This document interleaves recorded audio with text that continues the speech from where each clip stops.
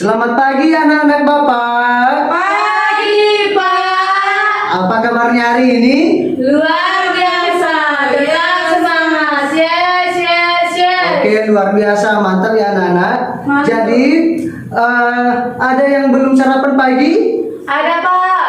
Siapa yang belum sarapan nak? Saya, Pak. Kenapa belum sarapan nak? Terlambat bangun tadi, Pak.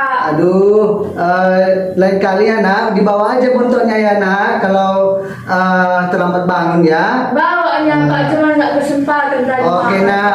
Jadi ada juga yang nggak hadir hari ini. Ada, Pak. Siapa nakku? Saya, Pak. Oh, kenapa nggak hadir dia nak?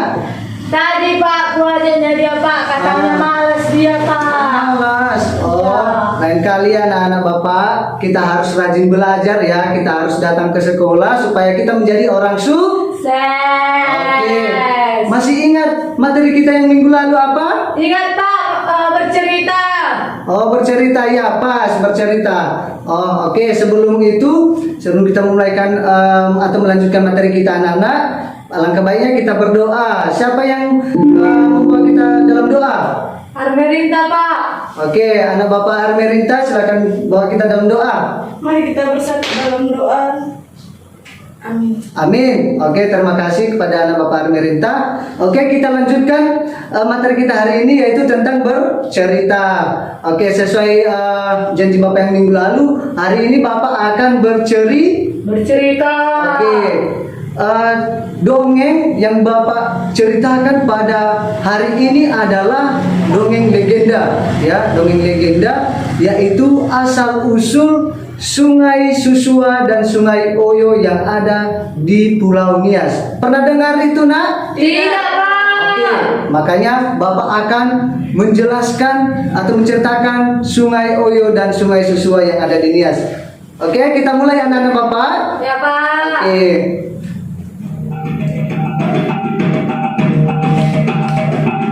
Pada zaman dahulu, pada mata air yang terdapat di kaki gunung Lelematua, tumbuh sebuah pohon yang disebut dalam bahasa Nias Geoyo, atau sejenis pohon yang hidup di rawa-rawa. Pada mata air itu hidup juga dua ekor belut kembar, jantan dan betina. Jantan diberi nama Susua dan betina diberi nama Oyo.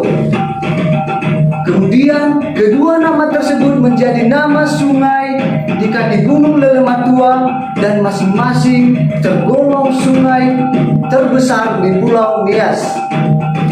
Nah, Sungai Oyo mengalir dari kaki gunung Lelematua ke sebelah barat, sedangkan Sungai Susua mengalir dari kaki gunung Lelematua ke sebelah timur. Ya, anak-anak Bapak. Sekian lama mereka hidup di bawah pohon Geoyo, badan mereka semakin membesar, mencapai 15 meter. Besar kali kan anak-anak Bapak? Jadi pohon Geoyo pun tidak muat lagi bagi mereka untuk tempati, dan tidak memungkinkan lagi bagi mereka untuk menggali lubang karena di sekitar pohon tersebut terdapat batu-batu yang sangat besar dan keras. Jadi kedua ekor belut ini pun berpikir bahwa kedepannya akan ada krisis yang tidak bisa mereka hadapi, karena semakin hari semakin besar badan mereka dan kebutuhan pokok mereka pun di mata air tersebut mulai berkurang, bahkan tidak ada sekalipun.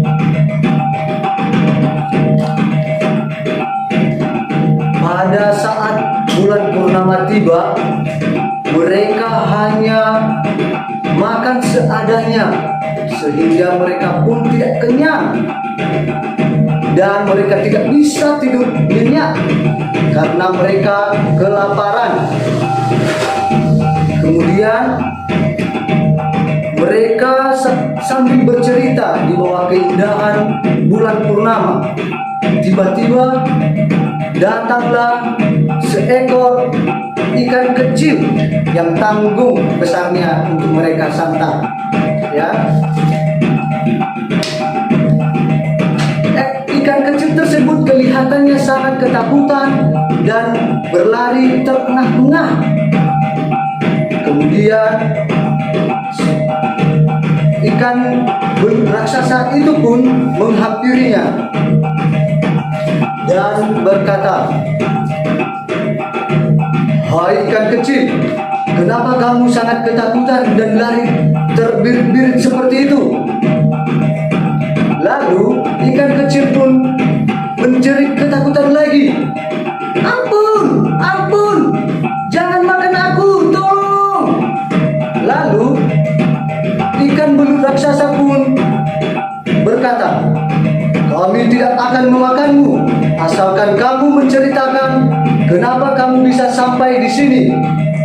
Lalu ikan kecil pun menjawab, "Sebenarnya selama ini kami tinggal di muara laut. Tiba-tiba datang ikan-ikan besar memangsa kami. Untunglah aku selamat karena saya melewati batu-batu kecil sehingga mereka tidak bisa mengejarku." Lalu mendengar cerita itu, kedua belut raksasa tersebut saling memandang karena mereka tertarik dengan cerita daripada ikan kecil tersebut. Kemudian mereka terus bertanya, "Apakah di laut tersebut masih ada ikan-ikan besar?" Lalu ikan kecil pun menjawab, "Di laut itu masih banyak ikan-ikan kecil dan ikan besar yang tidak bisa dihitung jumlahnya." Lalu mereka pun, belut raksasa ini pun semakin tertarik dengan cerita ikan kecil ini dan terus bertanya, "Bagaimana bisa sampai ke sana?" Lalu ikan kecil pun menjawab, "Aduh Tuan, kalau sebesar Tuan tidak mungkin untuk melewatinya karena air di muara sangat dangkal." Lalu kedua belut raksasa pun ini memutuskan untuk mengundang air bah supaya mereka bisa sampai ke laut dengan mengikuti arus banjir. Kemudian setelah 3 hari 3 malam dan pada saat purnama tiba, datanglah air bah sehingga memenuhi pucuk-pucuk pohon yang ada di sekitar itu. Lalu kedua belut raksasa pun ini memutuskan di jam 4 pagi subuh mereka akan berangkat bersama menuju laut. Kemudian mereka beristirahat. Tiba-tiba pada malam hari jam 3 pagi Oyo terbangun. Entah apa yang merasuki si Oyo ini, dia pun mengingkar janji yang sebelumnya mereka buat. Ya, janji mereka adalah barang siapa yang bangun duluan, dia harus membangunkan satu sama lain. Dan siapa yang akan mengingkar janji, maka baru sampai ke laut setelah 9 tahun lamanya. Jadi si Oyo pun tidak memikirkan janji mereka, dia mengingkarnya. Sampai pada jam 3 itu dia langsung berenang menuju laut. Dan pada malam hari itu juga setelah 1 jam kemudian si Susua terbangun dan dia hendak membangunkan si Oyo dan melihat si Oyo tidak ada di tempatnya.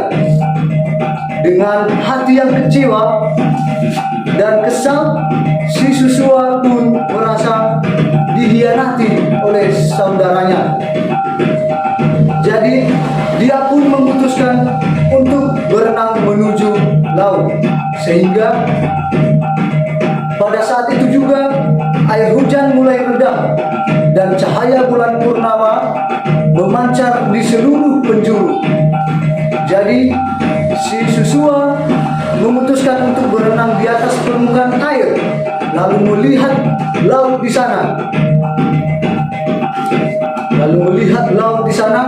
Dia menjadikan laut sebagai pedomannya.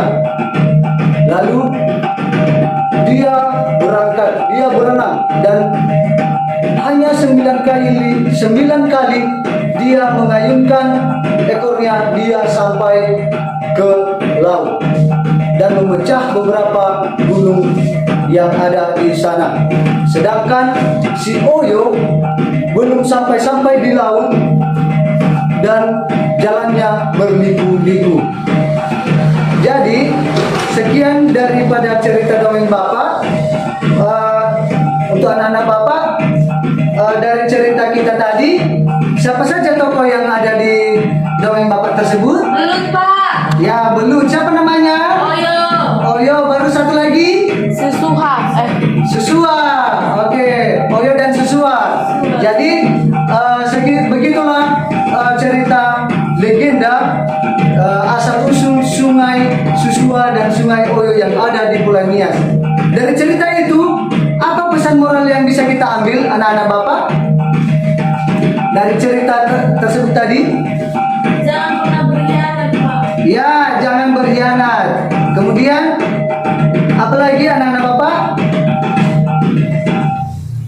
Apa tadi pesan moralnya? Jangan berkhianat. Oke. Jadi kesimpulan atau pesan moral yang bisa kita kutip dari cerita tersebut adalah jangan mengkhianati seseorang dan jangan mengingkar Janji. Janji adalah Utang. Utang Oke. harus dibayar. Betul. Jadi sekian daripada cerita Bapak, akan kita lanjutkan minggu depan. Selamat pagi anak-anak Bapak. Pagi, Pak.